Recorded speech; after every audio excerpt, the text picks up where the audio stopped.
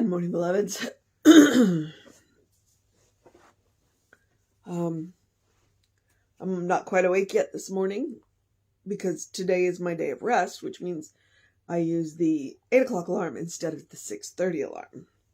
And I woke up at like 10 after 7 and I was like, maybe I should get up.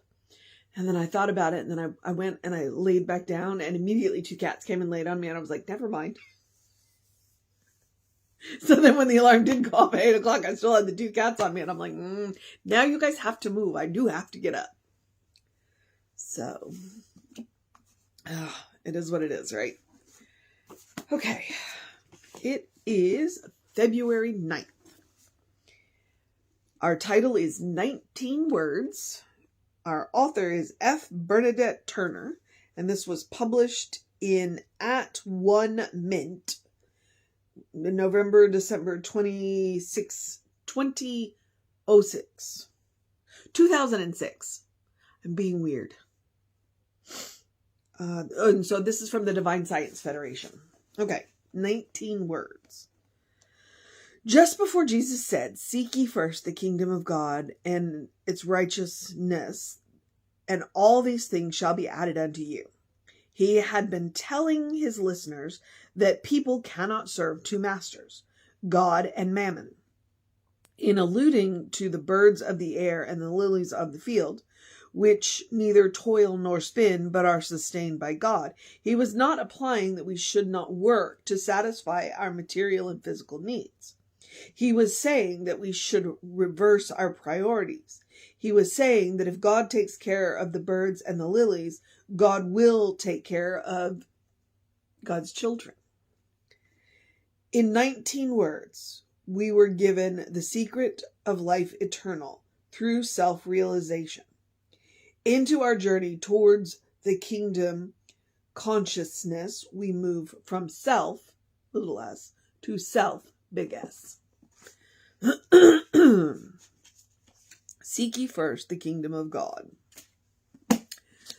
I was actually just talking about the birds in the air and the lilies in the field, that quote the other day, from the standpoint of,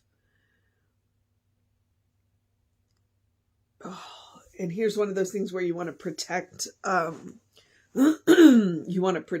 identities, and because it is a personal experience, but okay, from the standpoint of somebody close to me running on that lack mentality, and how I adore this person, but every now and again, the lack mentality really gets on my nerves. It really gets on my nerves because I'm like, this person is doing really well. They have survived all kinds of challenges, including COVID. And yet they still run on this lack mentality. Now, I do not run on a lack mentality. I never have. And I'm not sure where that comes from. Actually, I can tell you where that comes from. As the child of my father was enlisted and my mother started in the secretarial pool, with the IRS, with the government. So my early life, I started below the poverty limit. Okay. We, grew up. Now that was 50 years ago. I remember, and this is one of those things where thank God for 1, base housing, and 2, thank God for, they were called APHISs on base shopping. I remember the macaroni coming in the yellow boxes with the black writing. I remember that. And my mother may dispute me about the poverty limit, but I know because I remember growing up with hand-me-down clothes. I remember growing up with clothes that we wore clothes until they fell apart. We wore shoes until they fell apart. The number of times that this very nice neighbor gave me clothes, because I was, as her daughter outgrew them, her daughter was several years older than me. So she would just hand me clothes. And, the family's handed us, like, there's this picture that I've seen of me in the same dress as an aunt. And if you didn't know, you can't tell which one of us is which. That's how much I looked like that aunt. But I don't ever remember being hungry. I don't ever remember being hungry. And I didn't know that we didn't have any money. I didn't know. I guess, part of it is we didn't watch a lot of TV growing up. So, and this was also before commercials became, especially before children's TV became commercials for toys. So that probably helped a lot too. So I wasn't always asking for the next greatest thing, for my, because my parents, they didn't have to say no. And my parents did read to us growing up. Our parents read to us growing up. And then we had, vivid imaginations. So like we created whole, so we didn't stay below the poverty limit because when we lived in Utah, we had a good backyard. And when I lived in Georgia, we actually lived on 4 acres. I don't know how much debt that put my parents in. I don't know. But so I had land to play on and I had my vivid imagination. Now I was also an introverted child, so I didn't run around with a large group of kids. I was also a weird kid, which stems from 1, being military, and 2, having one of those accents that make children are not cruel, but parents don't teach children about differences. And so when you meet a child whose accent doesn't sound like everybody else's, kids, they didn't want anything to do with me. And which was fine, because I was like, I didn't really want anything to do with them. So like I lived in my imagination. So I never noticed. So I don't have that lack mentality. I do occasionally stop and think, oh, okay. I also grew up fiscally sound. I did have the advantage of watching my parents struggle, and watching them, make decisions. Cause like my mom sewed clothes for us for a little while, so I watched mom make decisions, I watched how my parents made decisions, and that informed how I made decisions later. So like when I'm going to go make a big purchase, like I'll stop and I'll look at my finances.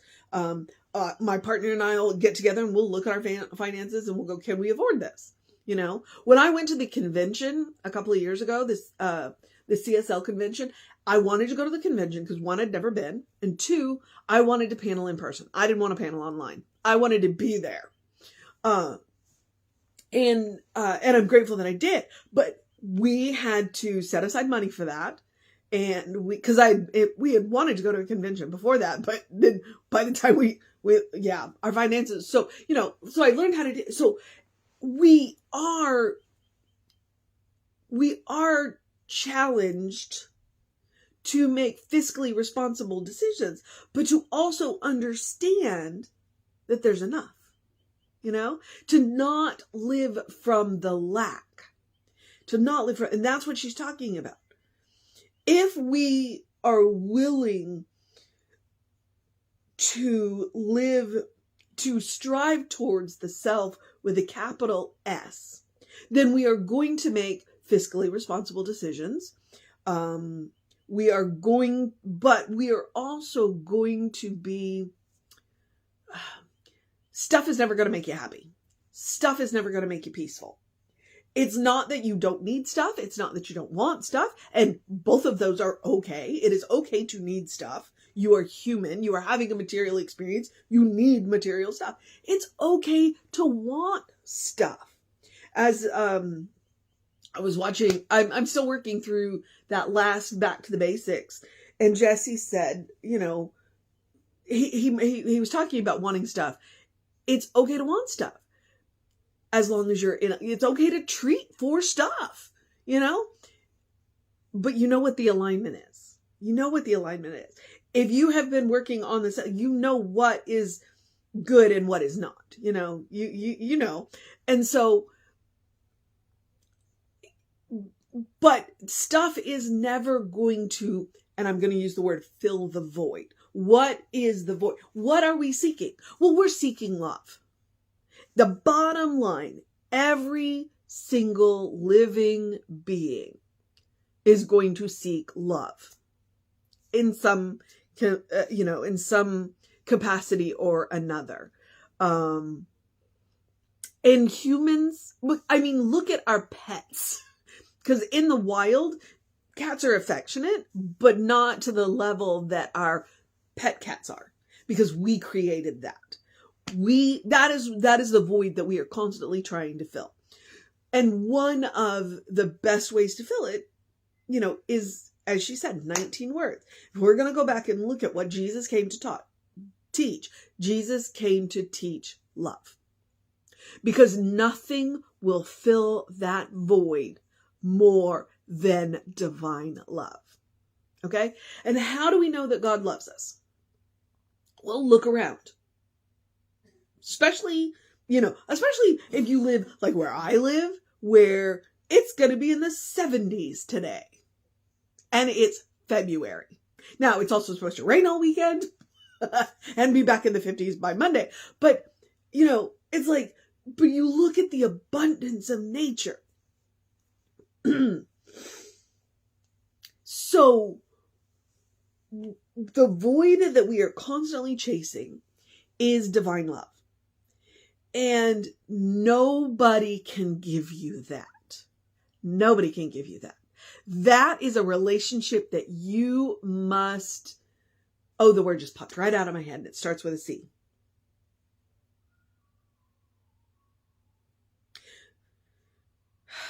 Cultivate. Cultivate. That is a relationship you have to cultivate on your own. Now, you don't have to do it by yourself. You have to do it on your own. Okay, what do I mean by that?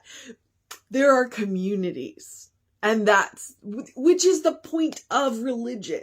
That is what religion is supposed to be. Religion is where people come together to cultivate their relationship with the divine. Okay? Because that is the only thing that is going to fill that gaping void that we are walking around with. It is that relationship with the divine. And I don't even have to say the relationship with the divine. I can say the relationship with the universe, the relationship with life. That is what all of us seek. And we can pour all of the stuff that we want into that void, and it will just continue to be swallowed up. Because stuff isn't the answer. The answer is never going to be in the seen. It is always going to be in the unseen. Okay? But we can manifest evidence of that in the seen. And a spiritual community is one of those manifestations. When we get together with the people that are cultivating the same kind of relationship, then that we flourish in. Okay? Because you know what? I know plenty of happy Catholics, and I am happy for them, and I want them to be happy Catholics. Just like I know plenty of happy Baptists and all the other religions. If the religion that you belong to is feeding that relationship, if it is encouraging and supporting you in cultivating that relationship, more power to you. Ernest didn't want to start his own religion. He didn't want to. So he said, I have this idea. I think it would be helpful, and then you can take it back to your faith community. Well, the problem was enough people weren't getting fed in their faith communities that they stuck around. So here we are. Which is why New Thought isn't out to convert people. We're not out to convert people. What we want to do is give you this really amazing tool that we figured out that we have found very helpful. And honestly, you're already using it, just maybe not as consciously as you could be. And that's the whole point, really honestly, of New Thought. You're already doing it, but if you can do it consciously.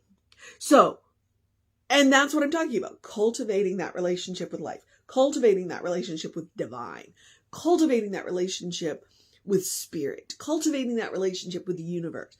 That is what we all want. Baseline, that is what we want. And that is what Jesus came to teach.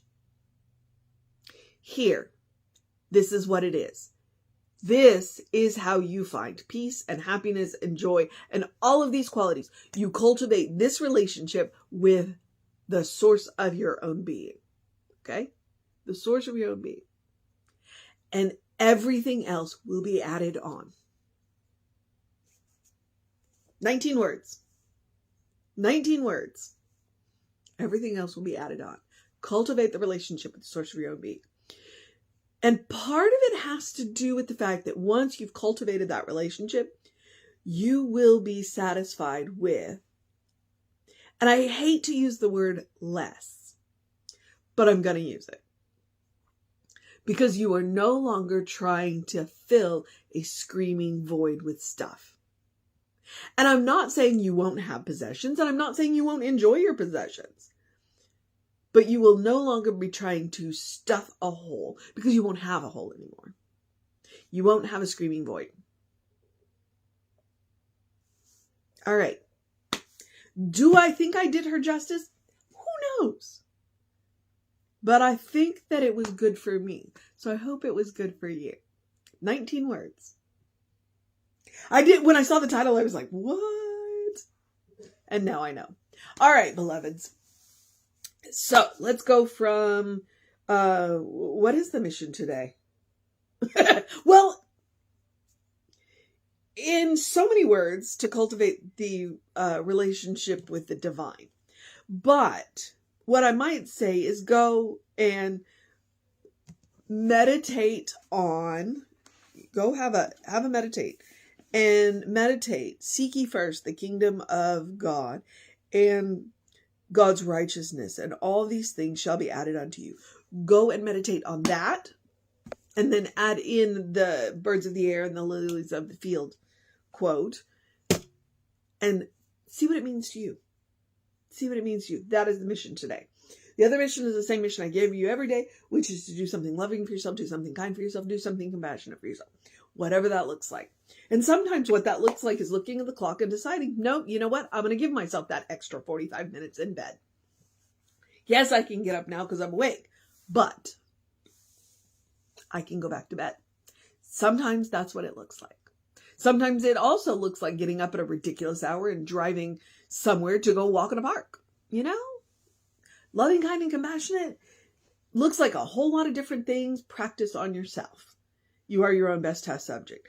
And my ultimate goal in reminding you every day to practice love, kindness, and compassion on yourself is so that everything that you do for yourself and others is loving, kind, and compassionate. When more than not is loving, kind, and compassionate, we are well on our way to a world that works for everybody. All right. My favorite suggestion is always going to be take a deep breath before you speak. Give yourself a pause. When you give yourself that pause, then you are choosing to respond instead of react. And the reaction is who you've been taught to be. The response is who you actually are. Bear that in mind. All right. And all of us have, quirks in our personality that we react to. So give yourself a moment. I also like to say, take a walk, take a nap, take a break. You know what I mean? Take a walk. Go get your body moving. Sometimes that's what we need. We need to get the blood moving and the muscles moving and warm the muscles up and get the oxygen moving and, do that. But sometimes we just need to walk away from things, or we need to walk to something new. Take a nap. Okay, that is straight up about sleep because we don't get enough of it. We don't rest. You don't even have to take a nap, but sometimes what you need to do is sit down for 10 minutes and breathe. And then take a break. That is simply a reminder that occasionally when we get stuck, we need to go do something else so we can come back with a fresh perspective. All right. It's also a reminder to take vacations, take days off. Don't do 24/7. You are not a human doing, you are a human being. Allow yourself to be occasionally. All right? Lilies in the field, remember? Birds in the air, lilies in the field. All right. The rest of the eat dessert first. Don't save the good stuff. And joy. Joy is a quality of God.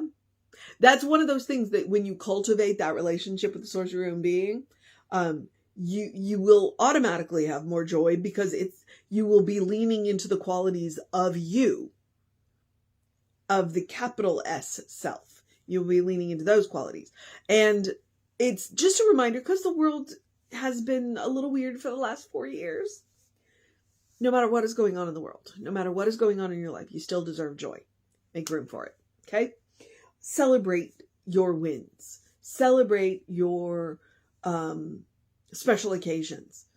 No matter what's going on. No matter what is going on, you still deserve joy. All right, beloveds. Springtime is a reminder of that. Where was I? Oh, the rest of the suggestions. Basic ones. Do something to engage your mind and your body. Unless today is your day of rest, make sure that you build those in too. Drink plenty of water. Hydration is super important. Oh, I didn't make the trace mineral water. I need to go do that. I meant to do that before I came in here so that I could drink it while I was in here, and then I didn't do it. Oh well. All right. I'll go do that in a minute. Yeah. So hydrate. Your brain works better. Your body works better. Your skin looks better when you are well hydrated. Get that early in your day bright light. Definitely today leaning on the artificial for 2 reasons. One, we've got rain coming. So there was a little bit of diffuse sunlight when I walked into this room. But I also didn't get up and, so I haven't gone out and gotten into the sun. So artificial light will help too. It's 5 to 10 minutes of bright light early in your day. From 7 to 9, the light is apparently at the right angle and what have you. It supports your vitamin D. So science, circadian rhythms. But if you don't get out in the 7 and 9, then artificial light will work too. So, bear that in mind. Where was I going? I don't remember. No, yes, I do. Seasonal affect disorder, light or sun lamp. If you need more light than you're getting in your house. Okay. Oh, Ernest Holmes. Open the windows of your soul. Allow the breath of heaven to remind you. You do live in heaven. Right here, right now. It's all around you. All the time. And she said it at the end. Our author today did. It's a heavenly state of mind. It's a state of consciousness. And that is it. Heaven isn't a place. It's not a locality, as Ernest says. Heaven is not a place we have to get to. It's a state of mind. And once we've learned to create that state of mind, we can create that state of mind anytime.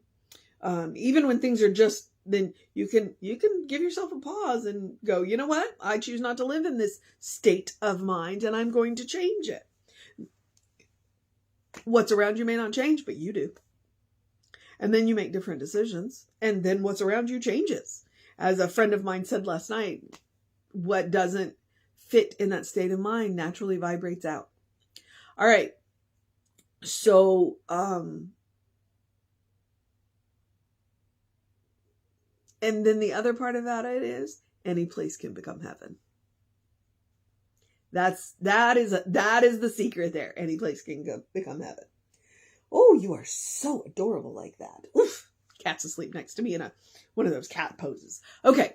And you can always, the best way to start on is to take Emma Curtis Hopkins' advice. Look for the good and praise it.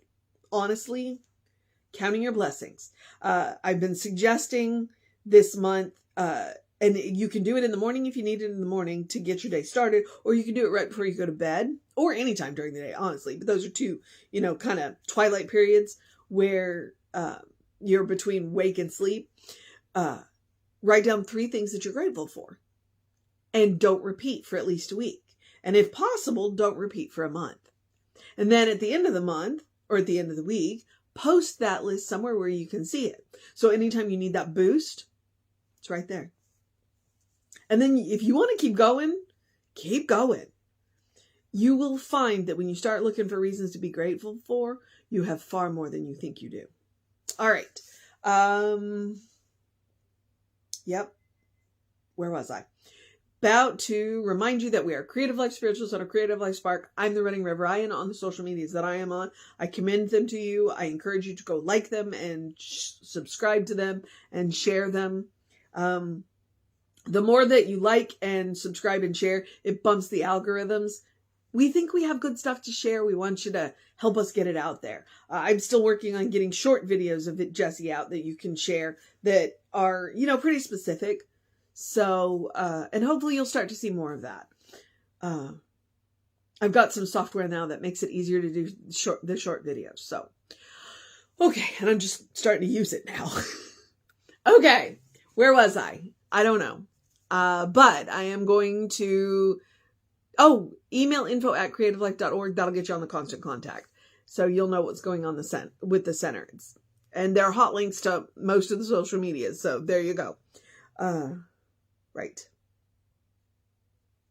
I guess I'm at the part where I get to encourage you to have a great day, a wondrous day, a fantastic day, a magical day, an enchanted day, a wonder-filled day, an awesome day, an amazing day, a 19 words day, a cultivating the relationship day, a recognizing the divine day, a loving day, a kind day, a Friday, a compassionate day, a know who you are day, a big S self day, a I get to go to the park tomorrow day, a go dance in the rain day, a good day. And if that is too much pressure, simply have a day. You know me, I'm always having a silly day. A little silliness is wonderful. A little silliness, not a lot. You are enough just as you are. You are a beloved expression of the divine. A beloved child of God. You are a brilliant light. You are a divine spark. You are spirit in motion. You are God in action. Or as Reverend Jessie likes to call us, you're a godling. I mentioned knowing the truth of your being.